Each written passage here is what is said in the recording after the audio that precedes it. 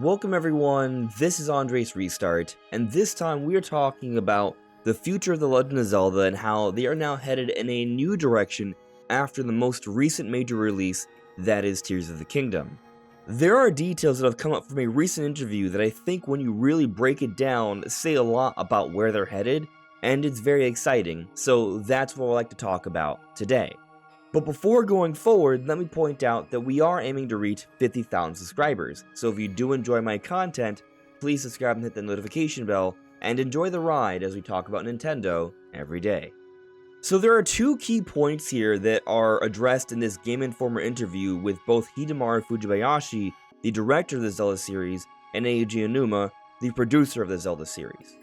One of these points is related to Ultra Hand, and they ask if Ultra Hand will return in future titles, and this is what Fujibayashi said. When we're creating a title, say Tears of the Kingdom as you mentioned, the crux of the experience in playing Tears of the Kingdom is Ultra Hand and the freedom to create. As you mentioned, that is what Tears of the Kingdom is. So every time we're making a Zelda title, we want to create something new. If, for example, there was any continuation of Tears of the Kingdom we were to bring in, say, Ultra Hand, then I think to us it would feel like, well, we're just bringing in Tears of the Kingdom as is. What we want to do from a game creator's perspective is create something new. From that perspective, I don't think we'll be seeing Ultra Hand in every Zelda game or anything in the future. So a key point here is where he talks about how if they were to bring in Ultra Hand, it would just basically be bringing in Tears of the Kingdom as is. And I think what this suggests is that they feel that the mechanics that were centered around Tears of the Kingdom are what Tears of the Kingdom is at its core. And Ultra Hand is the big change in Tears of the Kingdom. There are the other abilities like Ascend and such, but Ultra Hand really changed around everything. I think that is the main component that changes how we look at Tears of the Kingdom compared to other Zelda games, including Breath of the Wild. This building feature.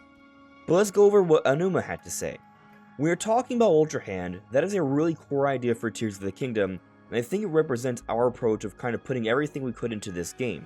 You know, first putting all of our ideas in and then being very selective about what we wanted to remain, removing all the parts that didn't make sense or didn't fit perfectly. This game then is the result of that selection process. This time you'll see that there is no DLC because of that process. We created what we wanted to create and felt that it was complete in that fashion. So from that aspect as well, I think we definitely won't be including Ultra Hand in titles going forward. So here it almost sounds like, with the Ultra Hand idea, they exhausted all reasonable possibilities. They don't really feel that there's anything more that they could add relating to Ultra Hand in a future Zelda game that would be a new experience. I find that a bit funny because I feel like if there were less limitations with the building you could do even more. But I guess from their perspective, that's not really necessarily Zelda anyways.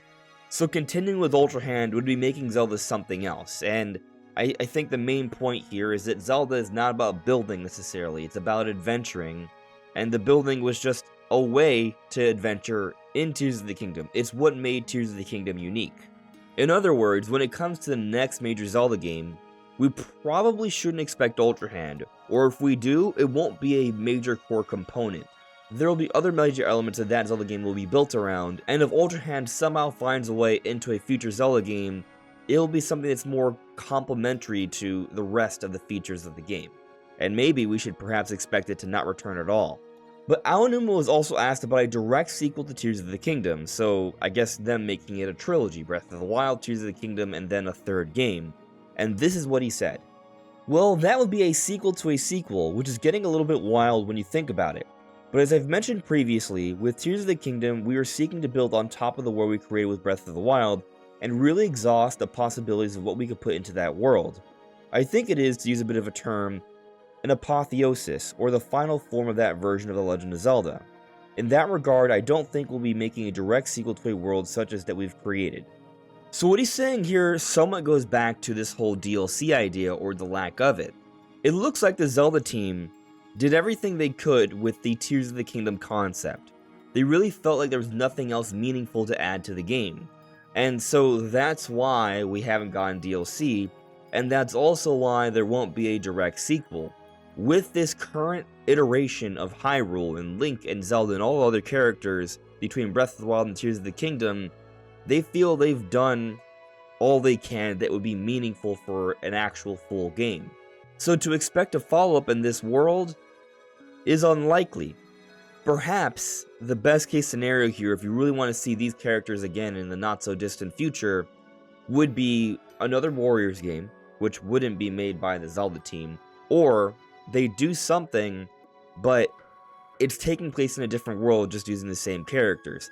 That's a possibility. Maybe something like Link's Awakening, for example, where Link goes on an adventure that takes him elsewhere. That's possible.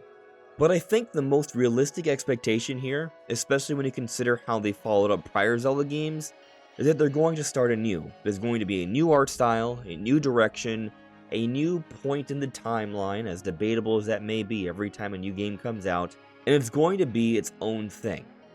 There are going to be new designs and ideas. And so with that in mind, the next Zelda game, the direction they're headed in, it's tough to guess what that may be. The one thing that seems clear is that they do want to continue in the open world direction, but that doesn't mean there can't be some components from Legend of Zelda that can't find themselves marrying a little bit more to the open world concept. And I actually feel that when you take a look at how things went from Breath of the Wild to Tears of the Kingdom, we saw some of these linear elements making a comeback. We saw the return of more unique style bosses for the dungeons, which I really appreciated, and the dungeons themselves had more of their own unique theme. So I think from a dungeon perspective and a boss fight perspective, they're definitely headed in a better direction than what they did with Breath of the Wild. But then also the way the story was told, there were flashbacks still, but the flashbacks were almost like this new development that we didn't really know about yet. And we learned about them concurrently with a story in the modern day as well as you progress through the dungeons. And on top of that, there were several moments throughout the game that helped to build up a relationship between Link and the antagonist, Ganondorf, which I think did a great job in helping the final ending sequence feel a lot more satisfying than the final ending sequence for Breath of the Wild. In other words, I think they made some solid improvements from a story perspective, which is what a lot of Zelda fans miss from the linear Zelda games because there's a linear story being told. And I think they made a lot of improvements in that way. But of course, the Zelda fanbase still has a lot of criticisms with Tears of the Kingdom, as they do with every single Zelda game. I think we are the hardest critics of the Zelda series. And there's a desire for an even better told story. Because sure, there are issues that can certainly be rectified, and I have a feeling that they probably will improve things here, because they've already shown this path that they have been improving things already. But another reason I think so has something to do with Baldur's Gate 3. It's just kind of interesting that this is what's transpired. It kind of shows what the industry wants from Zelda. And I say that with air quotes because I think maybe that can be a little bit overblown, so I don't want to harp on this too much. But with Baldur's Gate 3, that is a game that's intensely, deeply story invested with a lot of different options. That is a big point of the game, arguably its biggest selling point. And so Baldur's Gate 3 won Game of the Year, but perhaps one of the biggest criticisms for Tears of the Kingdom was how its story was told.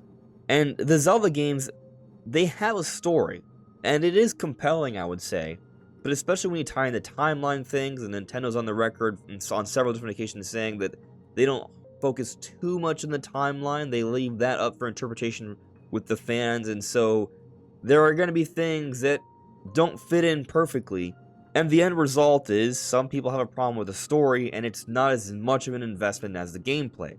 I think gameplay is still going to be the priority above all, because that is the way Nintendo handles things, that is the way the Zelda team handles things. But I do think that there will be more steps taken to improve the way the story is told with the next Zelda game, even though it will be open world. So I think they will find a better way to bring in some of those more linear elements, tell a better story, even more so than Tears of the Kingdom, but also continually building on how to make a better Zelda game with the open world concept. So what exactly will the next Zelda game be? That's hard to say, but I do believe that the next Zelda game is going to be on new hardware. That much seems very clear. So with more powerful hardware, the visuals and performance will be better. I think the next Zelda game will be running at 60 frames per second. Why I think that? It's in part because of new hardware, but also you look at a lot of Zelda games outside of Breath of the Wild and Tears of the Kingdom, they're running at 60 frames per second. Skyward Sword, Link's Awakening, A Link Between Worlds. I think this is something the Zelda team does desire, and I also think fast traveling will be more instantaneous, and those elements will definitely benefit gameplay significantly. But I also expect that the art style for the next Zelda game, if there's a spectrum here, and let's say Wind Waker is one side of the spectrum and Twilight Princess is the other, and then Breath of the Wild is the middle, I would say that the art style for the next Zelda game is going to be more leaning on the right side of the spectrum between Breath of the Wild and Twilight Princess. Somewhere in that direction, perhaps even further than Twilight Princess, but still something stylized, not photorealistic. Because Zelda's not about being photorealistic. However, with better hardware, you can definitely pull off more art styles that more closely resemble realism to an extent. And that's going to be pretty cool to see whenever that does happen, years from now, because we're certainly a ways off from the next brand new mainline title, because they take a long time. But I believe they are headed in a very exciting direction. I'm excited to see what they have in store for us. But what do you think? Let me know in the comments below. This is Andres Restart. Thank you so much for listening and watching, and I'll see you all really soon. Take care. Bye.